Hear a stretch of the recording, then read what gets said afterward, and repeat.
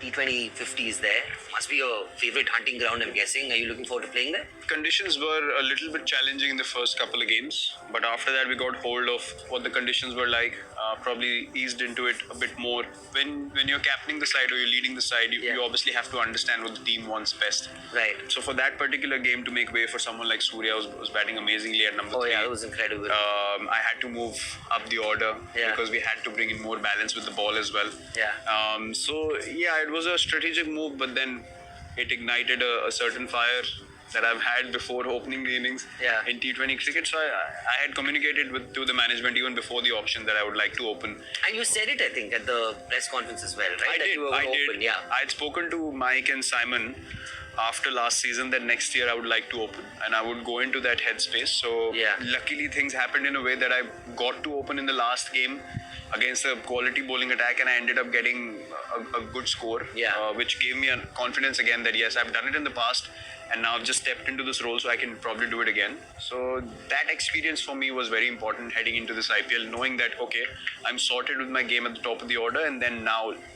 let's create that balance in the team. My batting and all those things are taken care of. I'm not bothered about that at all.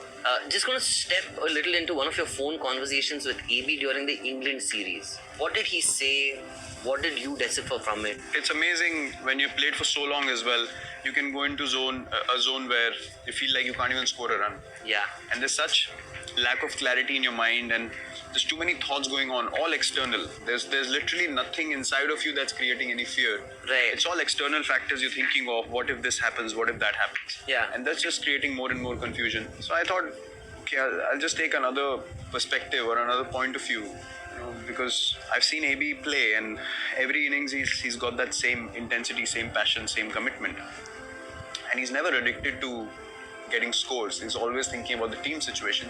Yeah. So I asked him a question, when in doubt, what do you do? Yeah.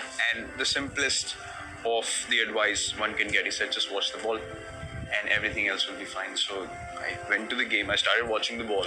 Is it the bubble sometimes that makes it hard to just think of something that... Yes and regular? No. I mean, there are many factors when you have so much expectation from yourself, having done it for 12, 13 years. Yeah.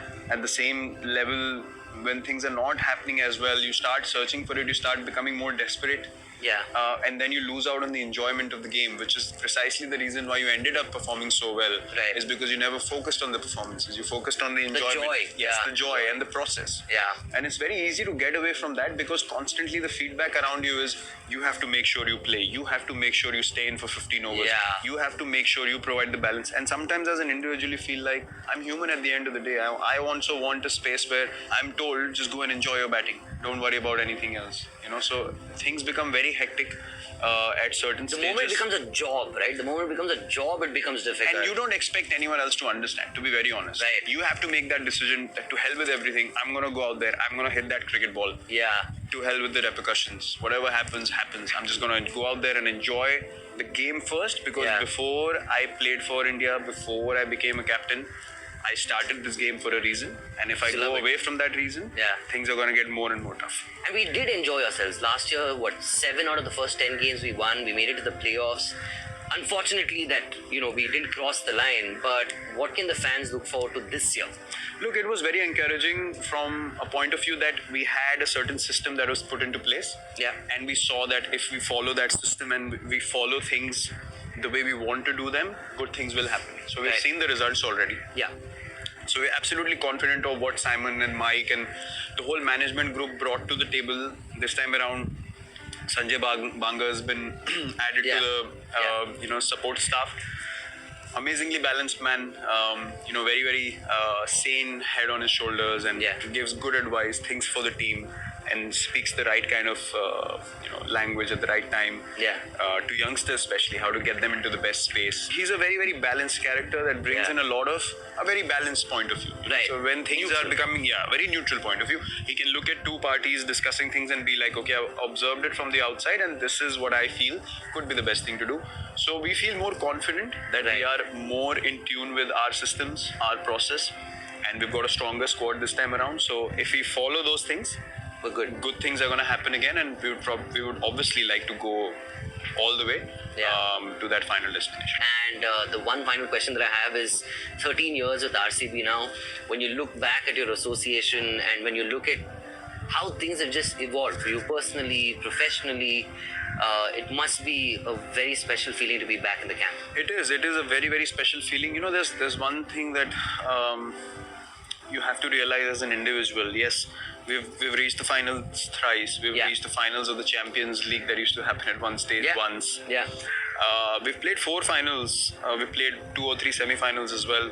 Just the fact that although we haven't gone on and finished the job, in the IPL, we are, if not one of the most loved teams across the tournament. I think we are the most loved team. Yeah, I mean, there are a couple of other teams which have a great fan base as well, but I think we are a team that gets a lot of support, a lot of adulation wherever we play, because we play a certain brand of cricket. You know, we will play our heart out. Yes, we might not be composed enough in many difficult situations in the past, but there's never been shortage of passion, commitment, intensity, a lot of fun on the field.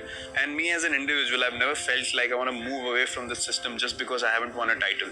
Right. You know, and that happens because things have been so organic. This cannot be created anywhere. This cannot be manufactured in a way that people are forcing me to stay or I'm forcing the management to keep me.